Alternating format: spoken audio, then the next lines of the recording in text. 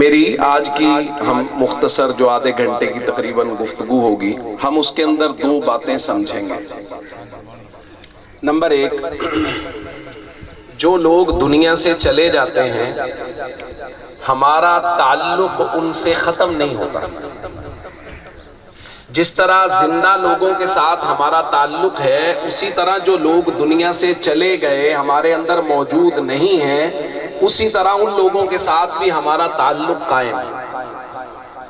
ایک بات یہ ہے، اور دوسری بات ہم نے یہ سمجھنی ہے کہ جو لوگ ہم سے جدا ہو گئے ہیں، ہماری اور ان کی یہ جدائی ہمیشہ ہمیشہ کے لیے نہیں ہے بلکہ عارضی ہے۔ بہت جلد وہ وقت آنے والا ہے جب ہم دوبارہ مل جائیں گے۔ یہ دو باتیں آج کی گفتگو میں ہم نے سمجھ لی۔ نبی کریم صلی اللہ علیہ وسلم کے پاس ایک صحابی آئے، انہوں نے پوچھا یا رسول اللہ هل بقي من بر ابوي شيء ابرهما بعد موتهما؟ یا رسول اللہ ہمارے والدین جب تک زندہ رہتے ہیں ہم ان کے ساتھ حسن سلوک کرتے ہیں، والد والدہ کے پاؤں دبائے، ان کا سر دبایا، انہوں نے کوئی حکم کیا، ہم نے حکم مانا، والد اور والدہ خوش ہو گئے۔ تو زندگی کے اندر تو والد اور والدہ کو خوش کرنے کا طریقہ یہ ہے، ہمارا ان سے تعلق یہ ہے کہ ہم ان کی خدمت کرتے ہیں اور وہ خوش ہو جاتے ہیں۔ یا رسول اللہ جب والد اور والدہ دنیا سے چلے گئے تب بھی ان کو خوش کرنے کا کوئی طریقہ ہے؟ حل بقی من بر ابوی شیء، میرے والدین کی نیکی کے ساتھ کوئی تعلق قائم رہنے کی صورت ہے؟ نبی پاک صلی اللہ علیہ وسلم نے فرمایا نعم، جی ہاں ہے۔ یا رسول اللہ وہ کیا ہے؟ ایک لمحے کے لیے بات کو سمجھے میں، یہ سوال کیوں پیدا ہوا؟ یہ بات بھی تو سمجھ نہیں ہے نا کہ یہ سوال کیوں پیدا ہو گیا؟ صحابہ کیوں پوچھ رہے ہیں والدین کے جانے کے بعد ہم ان کے ساتھ نیکی کیسے کریں؟ بہت سارے صحابہ کرام کے والدین دنیا سے چلے گئے اور صحابہ کرام ان کی پوری طرح سے خدمت نہیں کر سکے اور ان کو کوئی اس بات کا دکھ بھی نہیں تھا۔ پھر انہوں نے نبی کریم صلی اللہ علیہ وسلم کی مبارک زبان سے ماں باپ کے فضائل سنے۔ نبی پاک صلی اللہ علیہ وسلم نے فرمایا من نظر الی والدیہ نظرۃ رحمہ، جو بچہ اپنے والدین کو ایک مرتبہ رحمت محبت کی نظر سے دیکھتا ہے، اللہ تعالیٰ اس کے لیے مقبول حج کا ثواب لکھ دیتے ہیں۔ کتب اللہ لہ حجۃ مبرورہ، اللہ اس کے لیے مقبول حج لکھ دیتے ہیں۔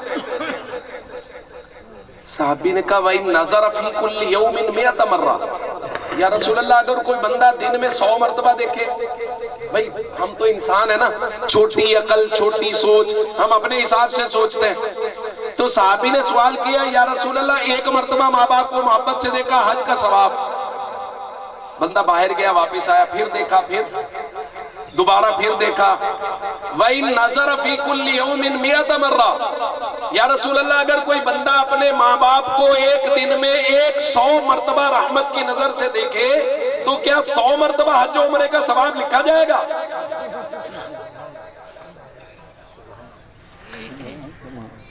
اللہ کے نبی نے فرمایا اللہ اکبر و اطیب، اللہ اکبر و اطیب۔ میں اپنے حساب سے اس کا ایک ترجمہ کرتا ہوں، میں اس کا مفہومی ترجمہ یہ کرتا ہوں کہ اللہ کے نبی فرما رہے ثواب تو نے دینا ہے کہ اللہ نے دینا ہے؟ بھائی جب کوئی چیز تقسیم ہو رہی ہوتی ہے نا تو دیکھا یہ جاتا ہے کہ تقسیم کرنے والا کون ہے۔ علماء کی بحث ہوئی اس بات پہ کہ اگر کوئی قبرستان کے پاس سے آدمی گزرے اور وہ وہاں سے گزرتے ہوئے سورہ فاتحہ پڑھ کے چلا جائے کہ اس کا ثواب قبرستان میں جتنے مسلمان مدفون ہیں ان کی روحوں کو پہنچ جائے، تو سوال یہ ہے کہ وہ فاتحہ پڑھی ہوئی اس کے ثواب کی تقسیم قبرستان میں مدفون مسلمانوں میں کیسے ہوگی؟ اب علماء نے اپنے حساب سے جواب دینے شروع کیے۔ ایک عالم صاحب نے کہا دیکھیں اس کی ترتیب یہ ہوگی کہ فاتحہ کی مثال کے طور پہ نیکی ہیں 2000، ان 2000 نیکیوں کو تقسیم کر دیا جائے گا وہ لوگ جو تمام مسلمان وہاں مدفون ہیں۔ کسی نے کوئی بات کی، کسی نے کوئی بات کی، ایک اہل دل عالم وہاں موجود تھے، انہوں نے کہا یار مجھے یہ بتاؤ ثواب تم نے دینا ہے یا اللہ نے دینا ہے؟ سبحان اللہ۔ انہوں نے کہا ثواب تو اللہ نے دینا ہے۔ انہوں نے کہا بھائی اگر ثواب اللہ نے دینا ہے تو اپنے کیلکولیٹر ہٹا لو، یہ تکڑی وٹے ہٹا لو یہاں سے، کیونکہ ثواب بندہ دے گا تو سوچے گا یار اتنا دے دیا اتنا بچ گیا، اگر ثواب رب العالمین دے گا تو وہ جتنا دیتا ہے اس کے خزانے اتنے بڑھ جاتے ہیں۔ لہذا فیصلہ یہ ہے اگر کسی قبرستان کے پاس سے گزرتے ہوئے سورہ فاتحہ پڑھی، اللہ تعالیٰ قبرستان کی ہر میت کو پوری سورہ فاتحہ کا ثواب نصیب فرمائے۔ اللہ کے نبی نے فرمایا اللہ اکبر و اطیب، اس کا ترجمہ یہ ہے تم 100 مرتبہ کی بات کرتے ہو وَإِن نَظَرَ فِي كُلِّ يَوْمٍ 100 مرہ کہ 100 مرتبہ دیکھے تو حج کا ثواب ملے گا۔ اللہ کے نبی فرما رہے اللہ اس سے بہت بڑے، اگر کوئی مرتبہ ہزار مرتبہ بھی اگر کوئی بندہ اپنے ماں باپ کو محبت کی نظر سے دیکھے، اللہ 1000 مرتبہ حج کا ثواب نصیب فرما دے۔ صحابہ نے سنا ماں باپ کی اتنی فضیلت، نبی پاک نے فرمایا من اصبح مطیعا للہ فی والدی، جو بچہ والدین کی فرما برداری میں صبح کر جائے، اصبح لہ بابان مفتوحان من الجنہ، اللہ تعالیٰ جنت کے 2 دروازے اس کے لیے کھول دیتے ہیں۔ والدین کا مرتبہ عظمت شان بلندی نبی کریم صلی اللہ علیہ وسلم نے بیان فرمائی۔ ایک مرتبہ نبی پاک صلی اللہ علیہ وسلم کو معراج ہوا جسمانی، اور روحانی معراج تو حضور کو روز ہوتا تھا، روحانی معراج حضور کو روز ہوتا تھا۔ ایک مرتبہ نبی کریم صلی اللہ علیہ وسلم بیدار ہوئے، فجر کی نماز پڑھا کے صحابہ کی طرف متوجہ ہوئے، فرمایا میں نے رات خواب میں جنت دیکھی اور میں جنت کی سیر کر رہا تھا کہ مجھے اچانک کسی کے قرآن پڑھنے کی آواز کان میں سنائی گئی۔ میں نے جبریل سے پوچھا جبریل یہ کون ہے جس کی آواز مجھ سے پہلے جنت میں پہنچ گئی ہے؟ یا رسول اللہ آپ سے پہلے جنت میں کوئی آ نہیں سکتا، یہ آپ کا خادم اور غلام جناب حارثہ بن نعمان آپ کے صحابی ہیں، وہ مدینہ میں قرآن پڑھ رہے، ان کے قرآن پڑھنے کی آواز جنت میں آ رہی ہے۔ صحابہ نے کہا یا رسول اللہ نعمان کیا عمل کرتا ہے؟ حارثہ بن نعمان کا عمل کیا ہے؟ حضور نے فرمایا کذالک البر، یہ والدین کے ساتھ حسن سلوک اور نیکی کرتا ہے۔ ماں باپ کے ساتھ حسن سلوک اور نیکی اتنا بڑا عمل ہے کہ یہ حارثہ مدینے میں تلاوت کرتا ہے، آواز اللہ جنت میں پہنچا دیتا ہے۔ صحابہ نے سنے فضائل تو صحابہ نے کہا یا رسول اللہ ہم سے تو بڑی کوتاہی ہو گئی، اتنی بڑی نعمت ہم سے چلی گئی اور ہم اس کی قدر ہی نہیں کر سکے، ماں باپ دنیا سے چلے گئے، اب ہمیں کوئی طریقہ بتائیے۔ بھائی اب سوال سمجھ میں آئے گا، یہ سوال اس لیے ہوا کہ اتنی بڑی نعمت صحابہ کے ہاتھ سے گئی، اور صحابہ تو نیکیوں میں اس قدر حریص تھے، نیکی اس قدر کرنا چاہتے تھے۔ یا رسول اللہ ماں باپ چلے گئے اب بھی نیکی کر سکتے؟ نبی پاک نے 5 چیزیں بیان کی، بھائی 5 چیزیں۔ نمبر 1 الصلاۃ علیہما، حضور نے فرمایا ماں باپ کے دنیا سے چلے جانے کے بعد پہلی نیکی یہ ہے کہ ان پر نماز جنازہ پڑھو، پہلی نیکی۔ بھائی میں روایتی وائز نہیں، میں ساتھ ساتھ کچھ درخواستیں کروں گا اور وہی اصل بات ہوگی۔ اللہ کے نبی نے کہا جنازہ پڑھے، ماں باپ کا نماز جنازہ پڑھے۔ میرے معاشرے کا حال کیا ہے آپ اور میں بخوبی جانتے ہیں، ہمارے معاشرے میں سینکڑوں ایسے بچے ہیں جن کے والدین دنیا سے جاتے ہیں، وہ نماز جنازہ پڑھنے کے لیے ہاتھ باندھ کے صف میں کھڑے تو ہو جاتے ہیں لیکن ان بیچاروں کو نماز جنازہ کی دعا یاد نہیں۔ اور یہ کوئی ایسی بات نہیں ہے کہ ہم تلاش کریں گے تو ہمیں ہزاروں میں ایک ملے گا، آپ دیکھیں گے تو آپ کو ہر چوتھا پانچواں شخص ایسا مل جائے گا جس کو اپنے ماں باپ کے نماز جنازہ پر بھی جنازے پر پڑھنے والی جو سنت دعا اللہ کے نبی نے اپنے حدیث میں بیان فرمائی ہے وہ یاد۔ ہم کیا جنازہ پڑھ رہے ہیں، اور لوگوں کے جنازے پہ تو چلو جیسا کیسا ہوا، ماں باپ کا جنازہ بھی ایسا ہی پڑھ دیا، جبکہ اللہ کے نبی نے کیا فرمایا الصلاۃ علیہما، ماں باپ کا سب سے پہلا حق اور ماں باپ کی روح کو خوش کرنے کا سب سے پہلا طریقہ یہ ہے کہ ان کا نماز جنازہ پڑھا جائے۔ دوسرا فرمایا والاستغفار لہما، ماں باپ لے استغفار کریں۔ ایک صحابی ہے، یا رسول اللہ میں بڑا بدبخت ہوں، میرے ماں باپ دنیا سے گئے، وہ مجھ سے ناراض تھے، اب میں کیا کروں یا رسول اللہ؟ مجھے راتوں کو نیند نہیں آتی کہ میرے ماں باپ، آپ نے ماں باپ کی فضیلت بیان فرمائی، آپ صلی اللہ علیہ وسلم نے فرمایا ہما جنتک او نارک، یہ دو لفظی بات، یا رسول اللہ ماں باپ کا حق کیا ہے؟ حضور نے فرمایا ہما جنتک او نارک، یا تیرے ماں باپ تیرے لیے جنت بنیں گے یا تیری جہنم بنیں گے۔ مطلب یہ کہ اگر ماں باپ تجھ سے راضی گئے تو ماں باپ تیرے جنت میں جانے کا سامان کر دیں۔ یا رسول اللہ میں بڑا بدبخت ہوں، میرے ماں باپ دنیا سے گئے اور میں ان کی نافرمانی کرتا رہا، میں نے ان کو خوش نہیں کیا۔ نبی پاک صلی اللہ علیہ وسلم نے کہا اسلام میں مایوسی نہیں ہے۔ حضور نے طریقہ بیان فرمایا، حضور نے فرمایا ما من مسلم یموت والداہ، کسی مسلمان کے والدین دنیا سے چلے گئے، او احدہما، یا ماں باپ میں سے کوئی ایک دنیا سے چلا گیا، وَإِنَّهُ لَهُمَا لَعَاقٌ، حال یہ ہے کہ یہ بچہ اپنے ماں باپ کی نافرمانی کرتا رہا، حضور نے فرمایا فَلَا يَزَالُ يَدْعُو لَهُمَا، یہ ہمیشہ اپنے ماں باپ کے لیے دعا کرتا رہے، وَيَسْتَغْفِرُ لَهُمَا، یہ ہمیشہ اپنے ماں باپ کے لیے استغفار کرے، حَتَّى يَكْتُبَهُ اللَّهُ بَارًا، اللہ قیامت کے دن اس کو فرما بردار اولاد میں سے اٹھائیں گے اور اس کے لیے جنت کا فیصلہ کر دیں گے۔ تو دوسرا حق والاستغفار لہما، ماں باپ کے لیے کیا کرے بھائی؟ بولو بھائی، ماں باپ کے لیے کیا کرے؟ جن کے والدین یا ان میں سے کوئی ایک دنیا سے چلا گیا ہے اور وہ یہاں بیٹھے ہیں، میری ان سے درخواست ہے اللہ کے نبی صلی اللہ علیہ وسلم کے بتائے ہوئے اس طریقے پہ عمل کیجئے اور یہاں بیٹھے ہوئے ارادہ کیجئے روزانہ کم از کم 100 مرتبہ اپنے ماں باپ کے لیے استغفار کریں۔ بھائی ارادہ کرتے ہیں روزانہ 100 مرتبہ اپنے ماں باپ کے لیے استغفار کریں۔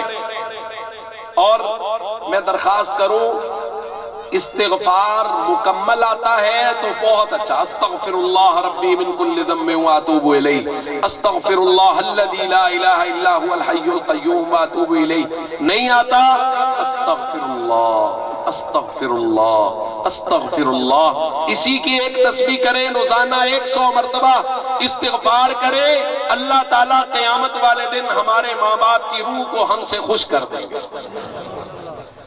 تو کتنے حق ہو گئے بھئی؟ 2۔ نمبر 1 الصلاۃ علیہما، ماں باپ کا نماز جنازہ پڑھے۔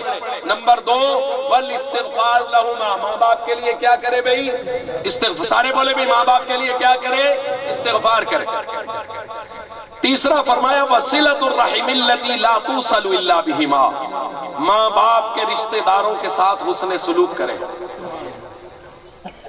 او بھائی، رشتہ دار شریکہ بازی کے لیے نہیں ہوتے، رشتہ دار حسن سلوک کرنے کے لیے ہوتے ہیں۔ نبی کریم صلی اللہ علیہ وسلم نے فرمایا تعلموا الفرائض والانساب، فرض سیکھو اور اپنے نسب سیکھو، پوچھو اپنے ماں باپ سے آپ کے رشتہ دار کہاں کہاں بیٹھے ہیں، آپ کا سلسلہ نسب کیا ہے؟ یا رسول اللہ نسب کے بارے میں معلومات کیوں کرنی ہے؟ حضور نے فرمایا کہ تصلوا، تاکہ تم اپنے رشتہ داروں کی ضرورت کے وقت ان کے کام آ سکتے۔ ہمارے یہاں کیا ہو رہا ہے؟ رشتہ داروں سے بدسلوکی کے طریقے تلاش کیے جاتے ہیں، شریکے بنائے جاتے ہیں رشتہ داروں میں۔ رشتہ دار شریکہ بازی کے لیے نہیں ہوتے، رشتہ دار حسن سلوک کرنے کے لیے ہوتے ہیں۔ نبی کریم صلی اللہ علیہ وسلم نے اپنے رشتہ داروں کے ساتھ حسن سلوک کیا اور ماں کا ادب کر کے دکھایا، ماں کے ادب کی وجہ سے رشتہ داروں سے حسن سلوک۔ طائف فتح ہوا، طائف وہ علاقہ ہے جہاں ہماری اماں حلیمہ سعدیہ رہتی ہے، سب کہہ دو رضی اللہ تعالیٰ عنہ، یہ طائف میں رہتی ہے، طائف کے قریب قبیلہ بنو سعد کا قبیلہ وہاں رہتی ہے۔ طائف فتح ہوا، بہت سارے لوگ قیدی ہوئے، بہت سارا مال غنیمت آیا۔ نبی پاک صلی اللہ علیہ وسلم ایک بلند جگہ پر بیٹھے تھے، صحابہ کہتے ہیں ہم دیکھ رہے ہیں کہ اتنی دیر میں ایک بوڑھی عورت چلتی ہوئی آئی۔ نبی کریم صلی اللہ علیہ وسلم کی نظر پڑی، آقا صلی اللہ علیہ وسلم اٹھ کے کھڑے ہو گئے۔ او دوستو یہ وہ ہیں جن کے لیے سارے نبی اٹھ کے کھڑے ہو جاتے ہیں. یہ اس بوڑھی اماں کے لیے اٹھ کے کھڑے ہو گئے. صحابہ کی چیمیں گوئیاں شروع ہو گئی. یہ کیا ہو رہا ہے؟ ابھی یہی بات چل رہی تھی کہ اتنے میں رحمت والی چادر اتاری گئی, زمین پہ بچھائی گئی. نبی کریم صلی اللہ علیہ وسلم نے اپنی رحمت والی کملی زمین پہ بچھائی. او بھائی یہ وہ رحمت والی چادر ہے. میرا ایمان ہے اگر اللہ علیہ زمین پر عذاب کا فیصلہ کر لے اور ہمارے آقا اپنی چادر تان دے, اللہ اس چادر کی برکت سے عذاب کا فیصلہ واپس لے لیتا ہے. یہ رحمت والی چادر حضور نے بچھائی اور اماں کو اپنے پاس بٹھایا, اور پھر حضور بڑی ادب اور محبت سے اماں کی باتیں سننے لگے. اماں نے کچھ باتیں کی, تھوڑی دیر بیٹھی, پھر وہ اٹھ کے چلی گئی. صحابہ کرام آپس میں پوچھنے لگے یہ کون تھی, یہ کون ہے جن کے ساتھ اتنا حسن سلوک ہو رہا ہے, یہ کون ہے جن سے اتنی محبت ہو رہی ہے. صحابہ کرام میں سے کسی نے بتایا یہ نبی پاک صلی اللہ علیہ وسلم کی اماں حلیمہ سعدیہ ہے. انہوں نے نبی پاک کو دودھ پلایا تھا. نبی پاک صلی اللہ علیہ وسلم جب اماں کو روانہ کر کے کھڑے ہوئے, حضور کھڑے ہوئے, حضور نے خطبہ دیا. خطبے میں حضور نے ارشاد فرمایا لوگوں قبیلہ بنو سعد کے جتنے قیدی ہمارے پاس آئے ہیں وہ میری اماں کے قبیلے کے لوگ ہیں. ایک نبی اور اس کے صحابہ کے لیے جائز نہیں ہے کہ وہ اپنی اماں کے خاندان کے لوگوں کو اپنا قیدی بنائے. اس لیے میری محمد کی تم سے یہ حکم ہے کہ سارے کے سارے میری اماں کے قبیلے کے لوگوں کو آزاد کرو. اماں حلیمہ سعدیہ کی برکت سے اللہ کے نبی صلی اللہ علیہ وسلم نے سارے قیدی آزاد کروائے. بھائی رشتے دار محبت کرنے کے لیے ہوتے ہیں. یہ لوگ کون ہیں؟ کوئی سگی رشتہ داری نہیں ہے, یہ صرف اماں حلیمہ کے قبیلے کے لوگ ہیں. بس حلیمہ سعدیہ کے قبیلے کے لوگ, اللہ کے نبی کو پتا چلا, نبی کے صحابہ کو پتا چلا, انہوں نے کہا ہمارے لیے جائز نہیں ہے کہ ہمارے نبی کو دودھ پلانے والی ماں ہو اور اس کے خاندان اور قبیلے کے لوگ ہماری رعایا میں رہیں, ہمارے ملازم اور غلام بن کے رہیں. یہ ہمارے لیے جائز. اور یہاں چچا کا بیٹا چچا کے بیٹے کے پاؤں کاٹنے پہ لگا ہوا ہے. رشتہ داروں کی رشتہ داروں سے نہیں بنتی. ہمارا ایک دوست ہے, میں نے ان سے کہا یار اپنے بھائی کو یہ میرا پیغام دے دینا. اس نے مجھے بہت چڑھ کے اکڑ کے مجھے کہا 10 سال ہو گئے میں نے اپنے بھائی سے کلام نہیں کیا. اللہ کا نبی فرما رہا ہے لا یحل لمسلم ان یہجر اخاہ فوق 3 ایام. کسی مسلمان کے لیے یہ جائز نہیں ہے کہ وہ 3 دن سے زیادہ کسی دوسرے مسلمان سے قطع تعلق ہی کرے. لا یحل, حلال ہی نہیں ہے, جائز ہی نہیں ہے 3 دن سے زیادہ قطع تعلقی. عام مسلمان کے ساتھ جائز نہیں ہے, اور یہاں سگے بھائیوں کے ساتھ. پھر رشتہ دار بہنوں کا حق کھا جائیں گے. وراثت میں بہنوں کا حق دینا ہے, وہ نہیں دیا, اور اگر کسی قسمت ماری بہن نے مانگ لیا تو ساری زندگی کے لیے بائیکاٹ, ختم, مرنا جینا ختم. اس نے زمین مانگی, وہ نماڑی کو زمین پھر بھی نہیں دی اور بائیکاٹ کر دی. اور ہمارے یہاں بڑا دلیل اور استدلال کیا جاتا ہے نہیں جی بہنیں تو لیتی نہیں ہیں. بھائی وہ اس لیے نہیں لیتی کہتی کہ لے لو کہ ان کو ضرورت نہیں ہوتی, ضرورت ان کو ہوتی ہے. ان کو پتا ہے اگر مانگ لیا یہ ظالم ہم سے بائیکاٹ کر دے گا, کبھی زندگی میں بات بھی نہیں کرے گا, ماں باپ کا دروازہ ہی بند ہو جائے گا. یہ ہو رہا ہے میرے معاشرے. بھائی رشتہ دار قطع تعلقی کرنے کے لیے نہیں ہوتے, رشتہ دار بدسلوکیاں اور شریکے پالنے کے لیے نہیں ہوتے. اللہ کے نبی نے فرمایا رشتہ دار ہوتے ہیں حسن سلوک کرنے کے لیے. اور میں ایک وظیفہ بتا رہا ہوں, اللہ کے نبی صلی اللہ علیہ وسلم نے ارشاد فرمایا اگر کوئی بندہ چاہتا ہے نا کہ اس کی عمر زیادہ ہو جائے, اس کو چاہیے رشتہ داروں کے ساتھ حسن سلوک کرے. نبی پاک صلی اللہ علیہ وسلم نے فرمایا اگر کسی کو وہ چاہتا ہے نا کہ میری عمر بڑھ جائے, میری زندگی میں برکت ہو جائے, تو نبی پاک کا بتایا ہوا وظیفہ یہ ہے کہ وہ اپنے رشتہ داروں کے ساتھ حسن سلوک کرے. تو بھائی 3 حق ہو گئے. الصلاۃ علیہما, ماں باپ کا نماز جنازہ پڑھے, والاستغفار لہما, ان کے لیے استغفار کرے, وصلۃ الرحم التي لا توصل الا بہما, اور ماں باپ کے رشتہ داروں کے ساتھ کیا کرے بھائی, حسن سلوک کرے. ایک صحابی حضور کے پاس آئے، یا رسول اللہ انی اصبت ذنبا عظیما، یا رسول اللہ مجھ سے بہت بڑا گناہ ہو گیا، فطہرنی، مجھے پاک کر دیجئے۔ نبی پاک صلی اللہ علیہ وسلم نے پتہ کیا پوچھا؟ حضور نے فرمایا حل لک من ام، تمہاری والدہ زندہ ہے؟ اس نے کہا نہیں یا رسول اللہ، والدہ تو فوت ہو گئی۔ حضور نے فرمایا حل لک من خالۃ، تمہاری خالہ زندہ ہے؟ اس نے کہا جی ہاں یا رسول اللہ، خالہ تو زندہ ہے۔ حضور نے فرمایا جا فبرھا، اپنی خالہ کے ساتھ حسن سلوک کر، اس حسن سلوک کی برکت سے اللہ تیرا بڑے سے بڑا گناہ معاف کر دے۔ وہ بھائی اگر خالہ کے ساتھ حسن سلوک سے گناہ معاف ہوتے ہیں تو ماں باپ کے ساتھ حسن سلوک، اس لیے رشتہ داروں سے حسن سلوک تیسرا حق ہے۔ یہاں میں خالہ سے حسن سلوک کروں گا میری ماں کی قبر ٹھنڈی ہو جائے گی، یہاں میں چچا کے ساتھ حسن سلوک کروں گا میرے والد کی قبر ٹھنڈی ہو جائے گی، دادا دادی نانا نانی جن کے ساتھ بھی حسن سلوک کریں گے اللہ تعالیٰ میرے ماں باپ کے درجات کو بلند فرما دے گا۔ چوتھا حق حضور نے فرمایا وَإِنْفَاذُ أَحْدِهِمَا مِنْ بَعْدِهِمَا، ماں باپ کے فوت ہونے کے بعد ان کے کیے ہوئے وعدوں کو پورا کرو۔ والدہ نے کسی بچی کے ساتھ وعدہ کیا تھا بیٹی جب تیری شادی ہوگی میں تیری شادی پہ تجھے کچھ دوں گی، کسی مسجد مدرسے کے ساتھ کوئی وعدہ کیا میں، تو بچوں کے لیے یہ لازم ہے کہ وہ اپنے ماں باپ کے کیے ہوئے وعدوں کو پورا کریں۔ اور آخری حق فرمایا وَإِكْرَامُ صِدِيقِهِمَا، والدہ کی سہیلیاں، اگر والدہ چلی گئی تو ان کی سہیلیوں کا اکرام کرے، والد چلے گئے تو والد کے دوستوں کا اکرام کرے، یہ والد کے دوستوں کا اکرام کرے گا اللہ اس کی والد کی قبر کو ٹھنڈا فرما دے گا۔ تو بھائی میں درخواست یہ کر رہا تھا کہ جب ہم سے ہمارے پیارے جدا ہو جاتے ہیں تو ان کے جانے کے بعد بھی ہمارا ان سے تعلق ختم نہیں ہوتا، ہمارا تعلق ان سے باقی ہوتا ہے۔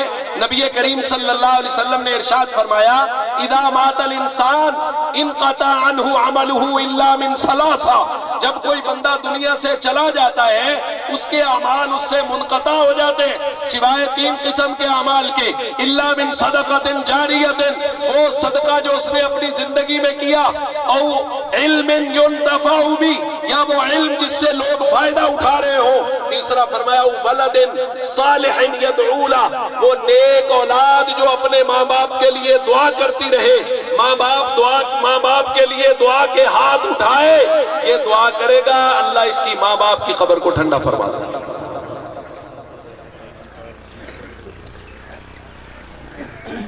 ہمارے یہاں کیا ہو رہا ہے؟ نبی پاک فرما رہے ہیں بچے کو ولد صالح يدعو له، اولاد کو نیک بناؤ، صالح بناؤ۔ ہمارے یہاں فکر ہو رہی ہے اولاد کو ڈاکٹر بناؤ، انجینئر بناؤ، ٹیچر بناؤ، جو کچھ کسی کے دل میں آ رہا ہے، کبھی کسی نے نہیں سوچا بچے کو نیک بنائے، جبکہ نبی پاک فرما رہے تمہارے دنیا سے جانے کے بعد ولد صالح کام آئے۔ کون کام آئے گا بھائی؟ ولد